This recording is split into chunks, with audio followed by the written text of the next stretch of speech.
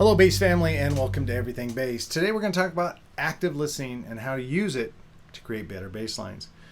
So active listening was something that was first brought to my attention by the great Alexis Sklarevsky, who is teaching at Musicians Institute. And he talked about it in his open counseling and it really opened up my mind. So what is it? Active listening is taking a musician or someone in your band, a backing track, taking one element and listening to it and trying to create your bass line inspired by it. Today we're going to talk about how to do this with drums, but he had a great point. He was talking about listen to what the rhythm guitarist is doing. Are they doing a lot of upbeats? Maybe that should be part of your bass line. Or maybe you should leave spaces for those upbeats. And that's a real big thing. Sometimes we listen actively, not to mimic that exact thing, but listen, go, oh, you're doing that. What if I leave a rest right at that same time so that pokes through? And that makes really great grooves. Okay, so let's talk about basics of active listening. First of all, this is a wonderful time technology-wise for you to be practicing this, because drum machines, if you have any smart device like a phone, a tablet, there's free samples of drum beats you can get. There's drum machines available. Sometimes they're not great, but at least it gets you started. And if you find this exercise bears fruit, you want to work on it, invest in drum machines. There's even drum machine pedals that aren't that much, and you can find them on used marketplaces and things like that if you really want to get to it. Some loopers have great drum machines on them.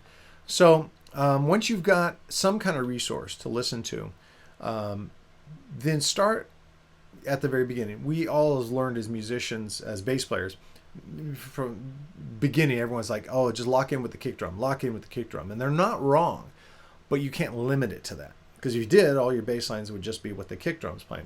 So let's listen to this drum beat again. So the kick drum, boom, boom, boom, boom, boom. Pretty simple. Now I'm going to match that.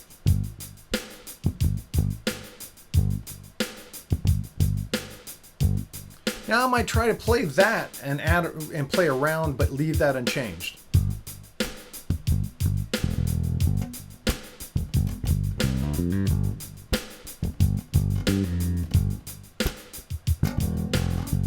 Something, roughly like that. Now we look at the kick and the snare, which is, I think, the bare minimum, because the snare informs us. Now this drum beat is very simple because the snare is on 2 and 4. If you count 1, 2, 3, and 4, 1, 2, 3, and 4. So it's not a lot of information there. It's not doing a lot of cool ghost notes and stuff, but there's something that can still inform our bass line. So here we go.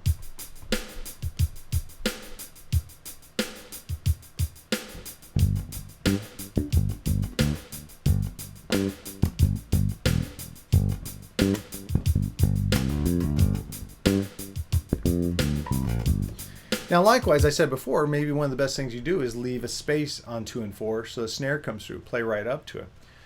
The other thing, when trying to really actively listen to a drummer, not just to the obvious things, but listen subtly, is the hi-hat or the ride work. Anything where he's playing the cymbals.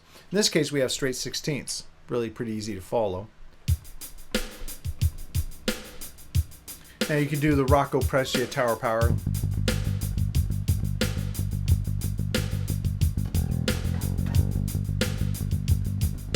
And that's good. I mean, you've actually defined, okay, I have this, downbeat oriented kick and snare with 1/8 note kick drum, or I can play 16th notes. And that might just be the domino you need to fall, so other ideas after it. If you're playing a real spacious boom,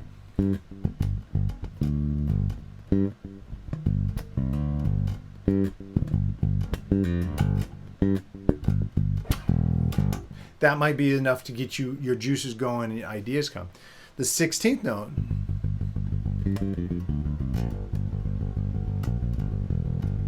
might be the first catalyst, but at least you've defined it by actively listening to everything these drummers are doing.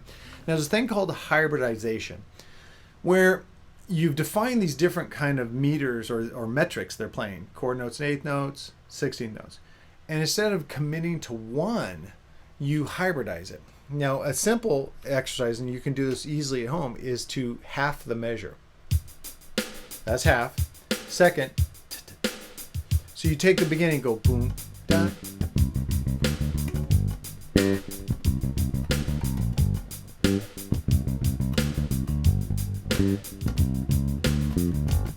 kind of went off script a little bit at that end. But you see what the idea, or you invert that. You start with 16 notes, and then end with the kata.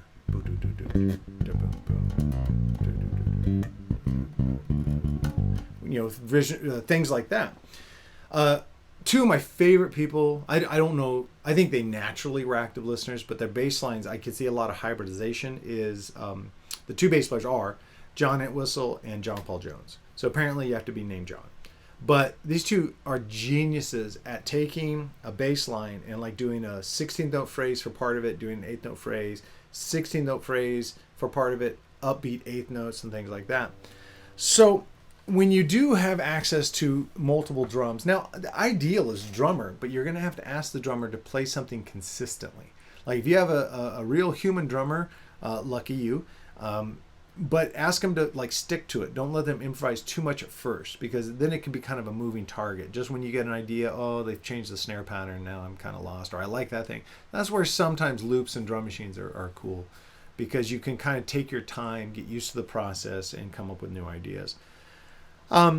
So yeah, I'm using the Boss DR880. It has like 500 presets created by drummers. If you see one and you have the funds to do it, it's really worth picking up. A lot of times I'll just do what I call the Wheel of Doom.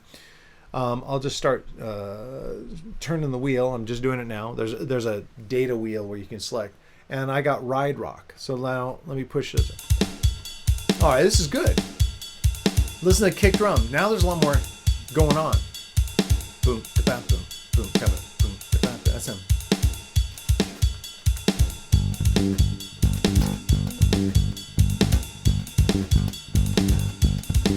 Now listen to the hi-hat.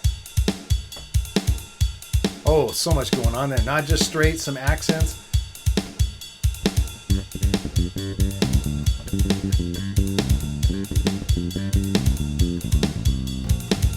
Now, a couple of hints. If you're finding something that's got a lot of motion, a lot of syncopation, a lot going on, turn down the tempo.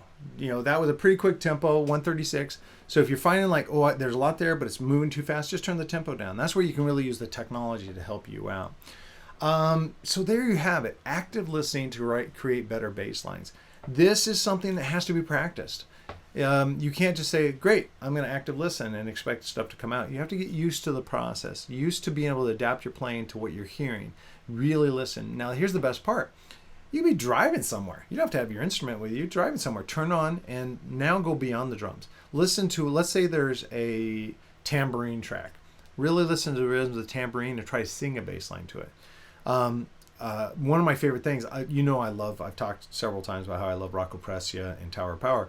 But listening to not only Garibaldi, but listening to the rhythm guitarist, listening to the keyboard player, the horns, of course, but, you know, and try to sing a bass line to that. Now, what can help is if you are doing this where you're in your car and stuff, turn down the bass on the EQ, and that'll minimize, like, you being influenced by the bass on the actual track. So these are just some ideas. Practice active listening. It becomes, after a while, instinctual. You don't even think about it. You just start hearing a drum beat, and all these ideas pop in your head.